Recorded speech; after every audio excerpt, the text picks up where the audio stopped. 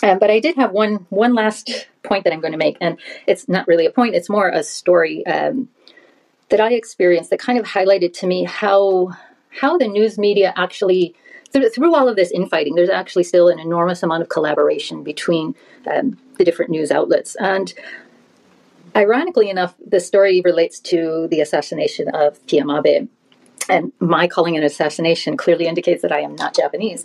So what happened was I forget what the exact date was, July 8th or I don't know, somewhere around there.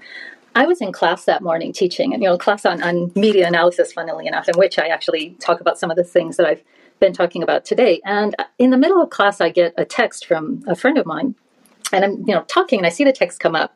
And normally, of course, when I'm teaching, I don't generally look at my phone. But the friend who texted me, he's a producer at one of Tokyo's major news stations, and I'm not going to mention exactly where because, yes, that wouldn't be good.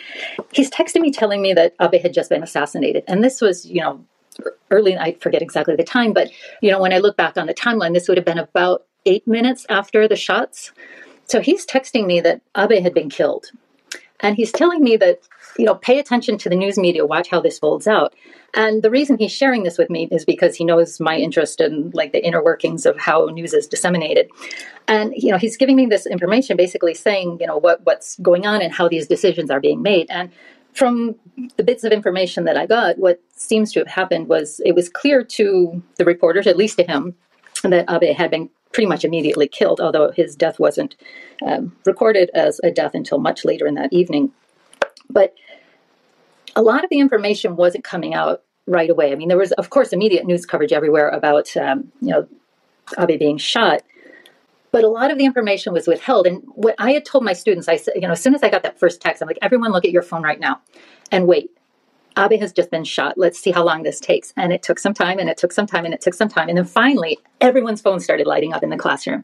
And it was all coming, through NHK. So NHK is the first organization that was allowed to report. So my friend, obviously not with NHK, was explaining to me that their hands were tied. They had all of this information, but it had been already decided through this kind of, blackboard decision-making that NHK was going to get the scoop. They were the ones who were going to first report it. As soon as NHK reported it, then the other stations would be allowed to start making reports.